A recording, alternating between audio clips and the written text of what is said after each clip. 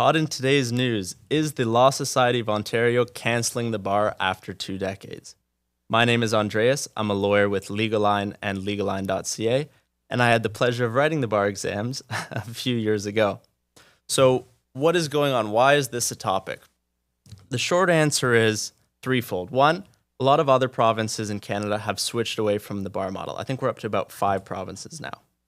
Number two, during the COVID era, the Law Society came under heat when it was found out that a number of students were cheating. It was a bad look for the students, it was a bad look for the LSO, and ultimately brought the whole legal industry into disrepute.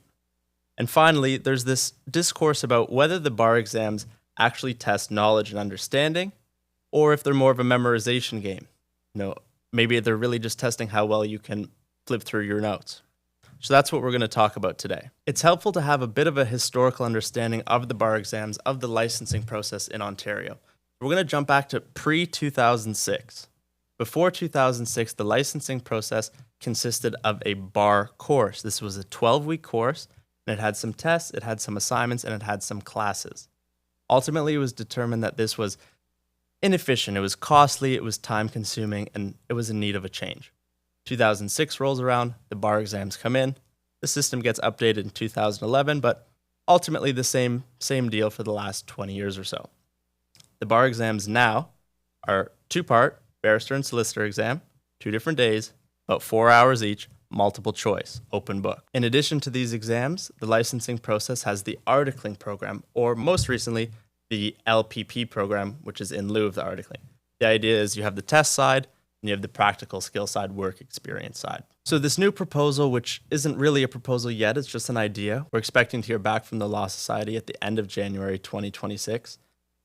Is starting to look like a bit of a regression, in my opinion. They're talking about making it more of a course, more skills-based, more soft skill-based. And to me, it sounds like the old system where you have a bit more of a classroom environment or a bit more of a course, some testing, some assignments, and so on.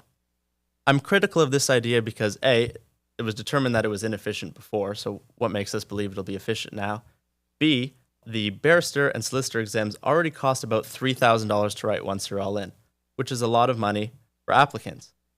I can only imagine how much more expensive this course will cost. And the Attorney General of Ontario seems to be a little bit skeptical also. He wrote, "An objective, written, and rigorous test is an important part of proving new lawyers are ready to practice law. Any changes that water down standards by scrapping written exams simply aren't acceptable." That seems to be the way a lot of people are reacting to this news. It's not necessarily the case that a new system would be a watering down, but people kind of feel that it might be.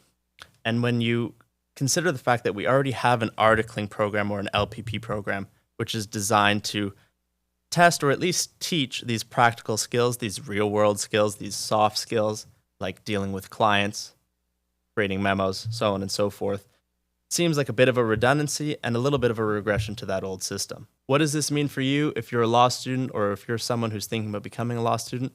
Well, it depends on the timing. I don't see anything happening in 2026. It's possible in 2027 there may be some changes.